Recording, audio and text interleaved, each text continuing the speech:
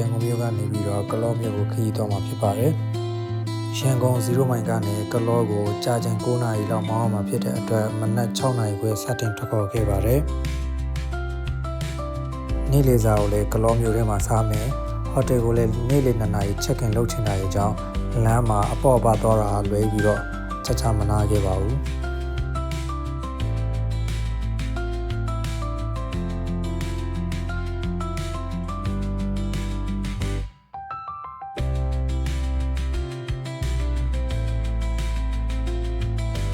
ဒီလိုနဲ့ highway လမ်းမကြီးကိုအချိန်တော်ကြာဖြတ်တန်းလာပြီးတဲ့အခါမှာတော့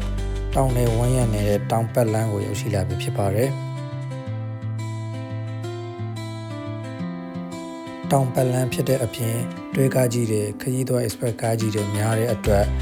highway ထပ်ပေါ်ပြီး queue site မောင်းနေရမှာဖြစ်ပါတယ်။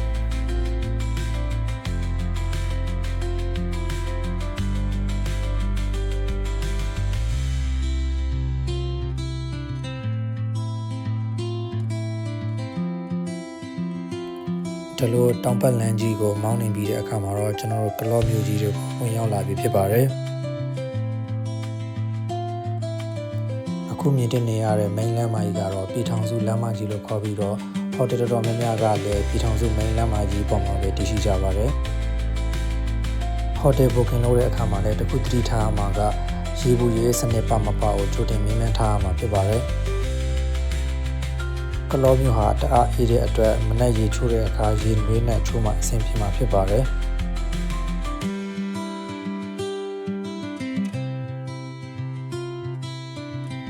ကျွန်တော်တို့ check in လုပ်ပြီးခိတ္တအနားယူပြီးတဲ့အခါမှာတော့ကလောနိုင်စဉ်ရှိရဘက်ကိုထွက်ခေါ်ခဲ့ပါတယ်။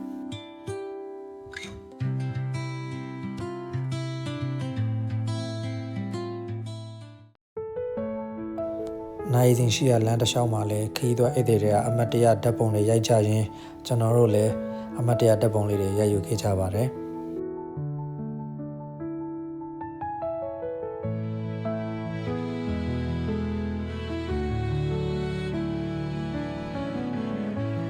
နိုင်စဉ်အနီးမှာဆိုလို့ရှိရင်ကလော့ဘူတာရှိပြီးတော့ကားနဲ့ဝင်မယ်ဆိုလို့ရှိရင်တော့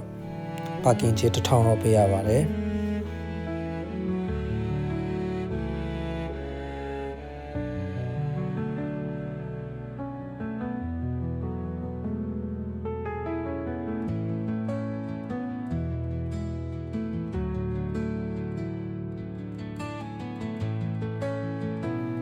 ဒီဇင်ဘာခီးသွားကာလဖြစ်တဲ့အတွက်ခီးသွားဧည့်သည်တွေကအစီကားလေးရရှိပါတယ်။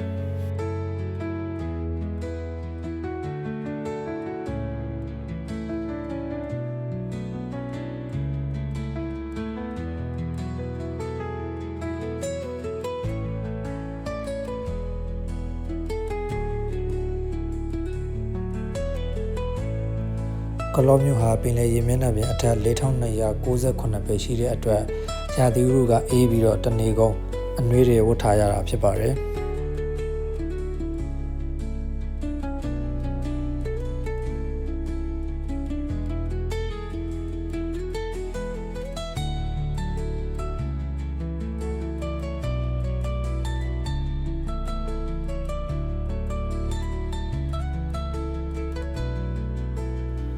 ကလောဘူတာမှာအမတ်တရဓာတ်ပုံတွေယူပြီးတဲ့အခါမှာတော့ကလောမြို့ရဲ့ရှေးအကြဆုံးတက်တန်း100ကျော်ရှိပြီဖြစ်တဲ့ကလောမြို့ရဲ့ Heritage Hotel ကိုဆက်လက်ထွက်ခေါ်ခဲ့ကြပါတယ်။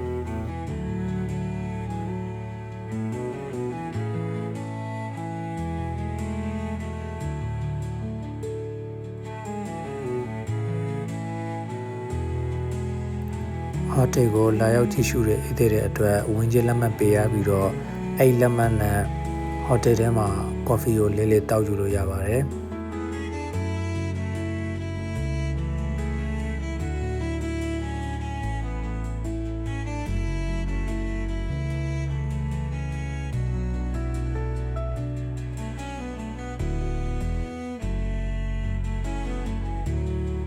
အခုမြင်ရတဲ့အဆောက်အဦကတော့ဟိုတယ်ရဲ့ reception ဖြစ်ပါတယ်ဟော်တီကြီးရဆိုရင်ဖြင့်ရှိမှုမပြတ်တည်ရှိနေပြီးတော့ကျွန်တော်တို့အမတ်တရဓာတ်ပုံလေးတွေရိုက်ယူခဲ့ကြပါတယ်။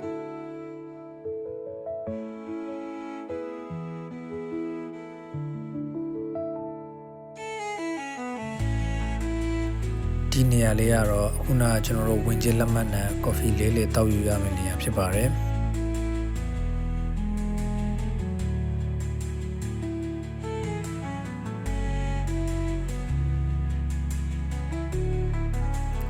နေ့လေရောက်တော့ကျွန်တော်တို့ခစ်တန်လာပြီးတော့ကျွန်တော်တို့တောင်ကြီးဘက်ကိုခရီးဆက်မှာဖြစ်ပါတယ်ကလောကနေပြီးတော့တောင်ကြီးကိုတနအီခွဲလောက်မောင်းနေရမှာဖြစ်ပြီးတော့လမ်းတစ်လျှောက်မှာလည်းကျွန်တော်တို့အမတ်တရဓာတ်ပုံလေးတွေရိုက်ယူခဲ့ကြပါတယ်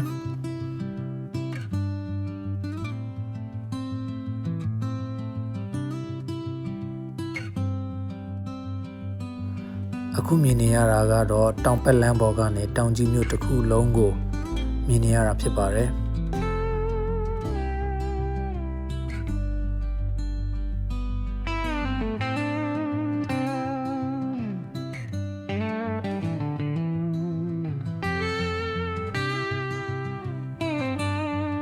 အခုလိုအမတ်တရဓာတ်ပုံလေးတွေရယူပြီးတဲ့အခါမှာတော့ကျွန်တော်တို့နောက်နေ့ရွာငံဘက်ကိုခရီးဆက်ကြမှာဖြစ်ပါတယ်အခုမြင်ရတဲ့နေရာကတော့ရွာငံကိုသွားတဲ့လမ်းတစ်လျှောက်မှာမြင်ရမယ့်ယူကလစ်သစ်ပင်တန်းဖြစ်ပါတယ်ကျွန်တော်တို့လည်းအဲဒီမှာအမတ်တရဓာတ်ပုံလေးတွေရယူခဲ့ကြပါတယ်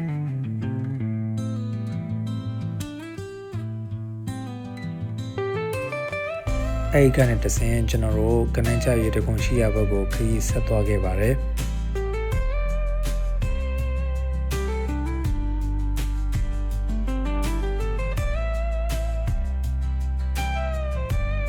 ကနန်းချရေတခွန်ကိုသွားဖို့အတွက်ကားပါကင်ကနေပြီးတော့ရေတခွန်ရှိရဘက်ကိုကျွန်တော်တို့7မိနစ်လောက်တော့လမ်းလျှောက်သွားရပါတယ်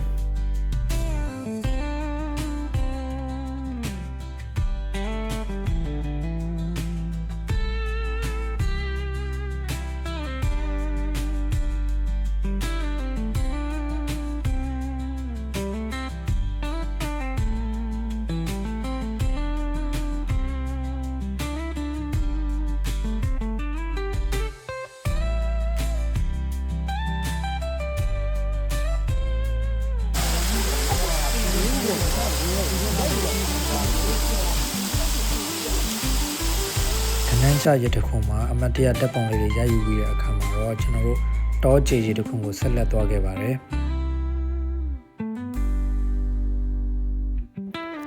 တောကျေရတခုကိုရောက်ဖို့အတွက်လည်းကျွန်တော်တို့ကားပါကင်ကနေပြီးတော့9မိနစ်လောက်လမ်းလျှောက်သွားရပါတယ်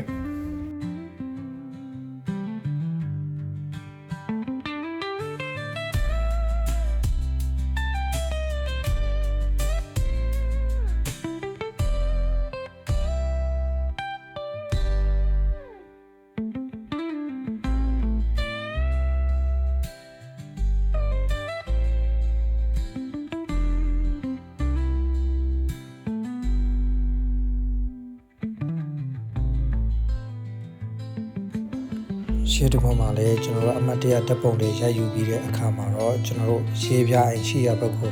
ဆက်လက်သွားခဲ့ပါတယ်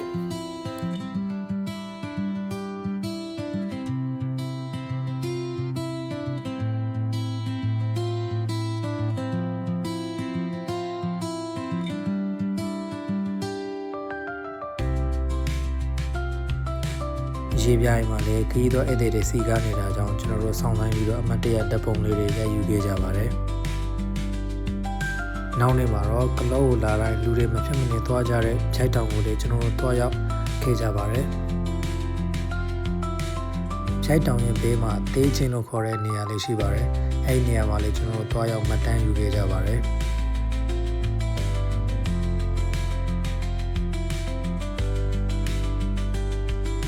ဒီတဲချင်းမှာလည်းတချို့ဆိုလို့ရှိရင် pre-wedding လာရိုက်ကြတာလည်းရှိကြပါတယ်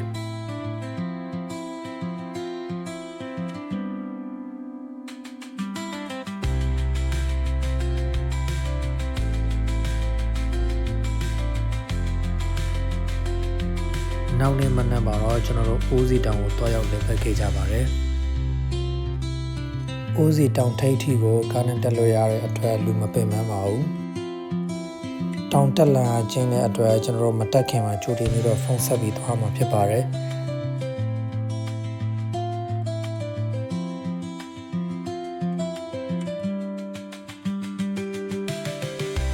တောင် ပေါ်မှာမနက်9နာရီပဲ6နာရီဆိုလို့ရှိရင်တိမ်ပင်လေးပေါ်လာကြောင်းတချို့9နာရီပဲ6နာရီဆိုလို့ရှိရင်တိမ်ပင်လေးလာကြည့်ကြပါတယ်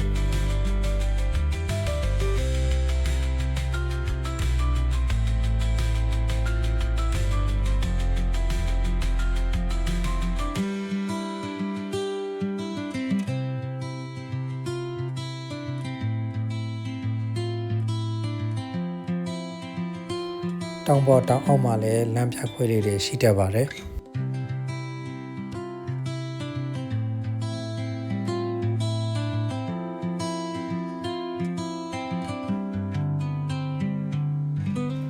ကျွန်တော်တို့နေ့လေခေတ္တအနာယူပြီးတော့ကလော်မြို့မဈေးကိုလှည့်ပတ်ခဲ့ကြပါတယ်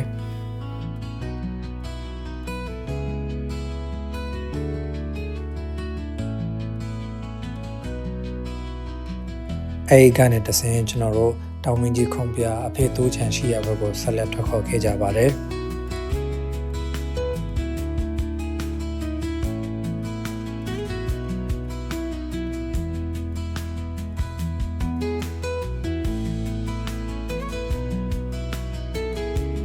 တောင်မင်းကြီးခုံပြကိုမတက်ခင်အစင်ကရှိမရှိဖုန်းဆက်ပြီးမှသွားမှာဖြစ်ပါတယ်ဖုန်းနံပါတ်လေးတွေကတော့အဲ့မှာထောင်ထားလေးရှိတယ်ပေါ့နော်လမ်းကတအားချင်းတဲ့အတွက်အလျင်ရှိပါတယ်တစည်းကအသွားကသွားရင်အစင်းကခဏတော့ရပ်ပြရပါတယ်လမ်းကတော့အခုမြင်ရတဲ့အတိုင်းတအားချင်းပါတယ်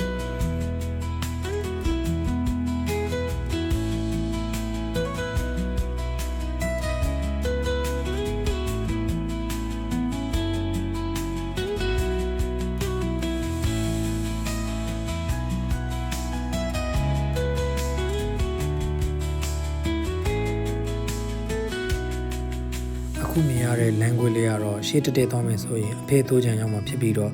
ဘေဘက်ကိုသွားမယ်ဆိုလို့ရှိရင်တောင်မင်းကြီးခုံပြကိုရောက်မှာဖြစ်ပါတယ်လမ်းရဲ့ဘေးတစ်ဖက်တစ်ချက်မှာအကာရန်တွေမရှိတာကြောင့်ကိုကမရေဘူးဆိုလို့ရှိရင်တော့တုတ်လေးနဲ့သွားတာတော့ပို့ပြီးတော့အန်ဒီကင်းပါတယ်အခုမြင်ရတဲ့တောင်မင်းကြီး view point ဆိုတဲ့နေရာမှာကားပါကင်ထားမှာဖြစ်ပါတယ်ဒါကတော့တောင်မင်းကြီးခုံပြရဲ့ view point ဖြစ်ပါတယ်အပေါ်စီကမြင်ရတာတော်တော်လေးကိုလှပါတယ်နော်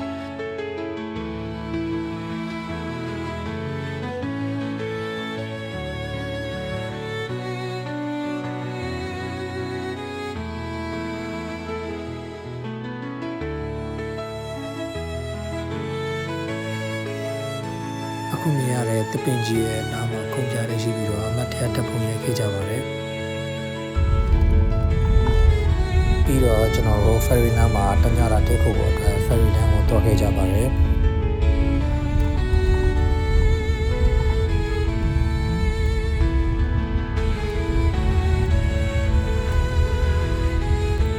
အခုမြင်ရတဲ့ရေတိုက်ကြီးရှေ့မှာကားရဲ့ parking ထုတ်ပြီးတော့ check in လုပ်ရမှာဖြစ်ပါတယ် check in လုပ်ပြီးတာနဲ့တနင်္လာနေ့ချက်တစ်ခါသူတို့ ferry နဲ့တောင်ပေါ်ကိုခေါ်ဆောင်ပေးပါတယ်ဒါကတော့ ferry လမ်းရဲ့ကားပါကင်ကနေပြီးတော့မြင်ရတဲ့မြင်ကွင်းလေးဖြစ်ပါတယ်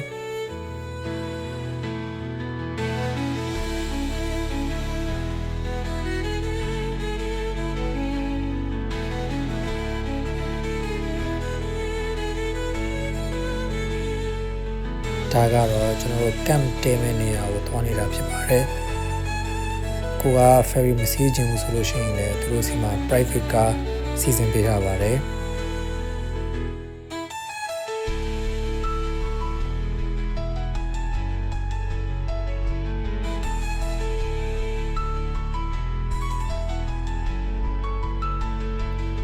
တောင်ပေါ်ရောက်ပြီဆိုလို့ရှိရင်ကျွန်တော်တို့ဒီရေတိုက်လေးကိုတွေ့ရမှာဖြစ်ပြီးတော့ဒီပပတ်လေးမှာဆိုလို့ရှိရင် camp လေးတွေနဲ့မြင်ကွင်းလေးကိုမြင်ရမှာဖြစ်ပါတယ်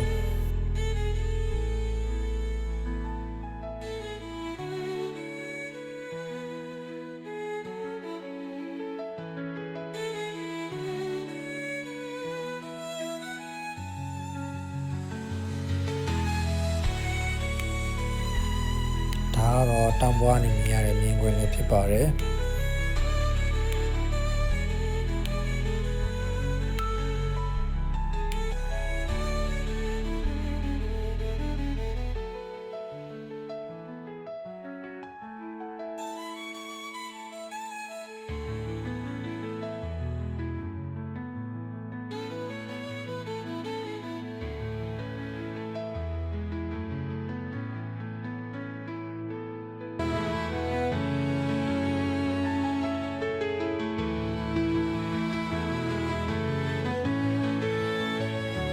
ဒီ ferry လမ်းမှာလည်းတိမ်ပင်လေထွက်တယ်ဆိုလို့ရှိရင်ဒီ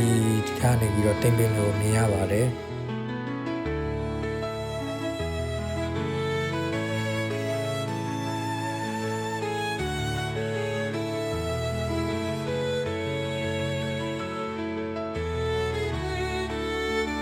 ကျွန်တော်တို့နေတဲ့ camp အောက်နာလေးမှာဆိုလို့ရှိရင်ဒီလို nature ပန်းလေးတွေပန်းကင်းလေးတွေနဲ့လာပတ်လေးရရှိပါတယ်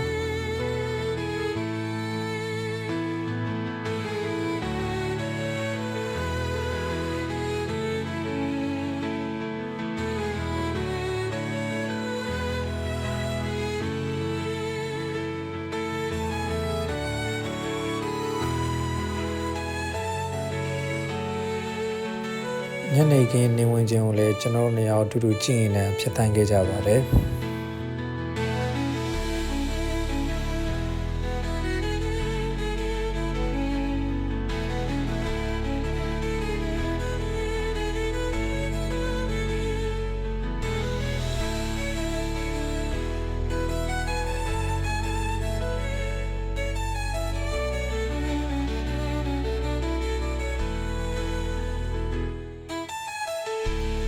ညဘက်ရောက်ရင်လည်းရွာလေးတွေကဒီလိုမီးထွန်းထားတာလေးတွေကိုကြည့်ရတာရင်သက်ရှုမှုပဲကောင်းပါတယ်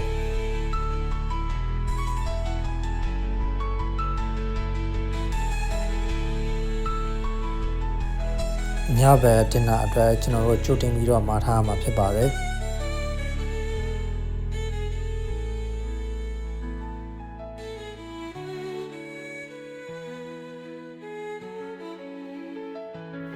တင်တာကိုအခုလိုတီးဝိုင်းလေးနဲ့စားသုံးရမှာဖြစ်ပါတယ်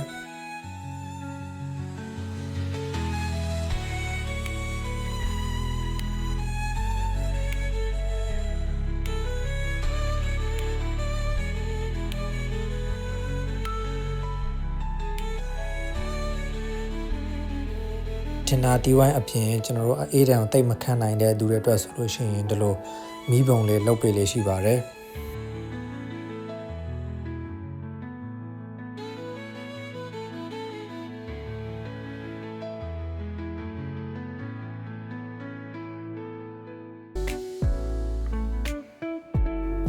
မနက်မိုးလင်းတဲ့အခါမှာတော့ကျွန်တော်တို့တိမ်ပင်လေးကိုရေးရေးလေးမြင်တွေ့ရတာဖြစ်ပါတယ်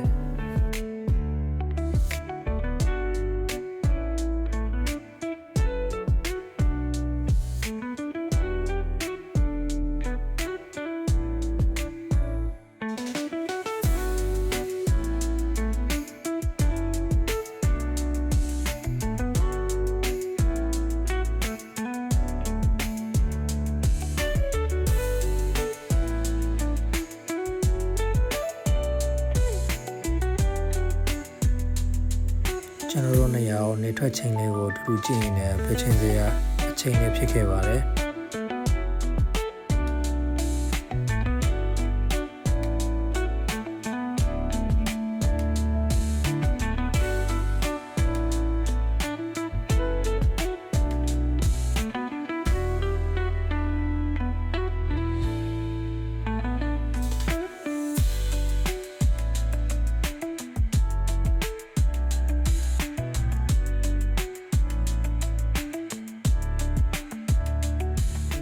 ဒါလေးကတော့ကျွန်တော်တို့ရောက်တိတ်ခဲ့တဲ့တန့်နေဖြစ်ပြီးတော့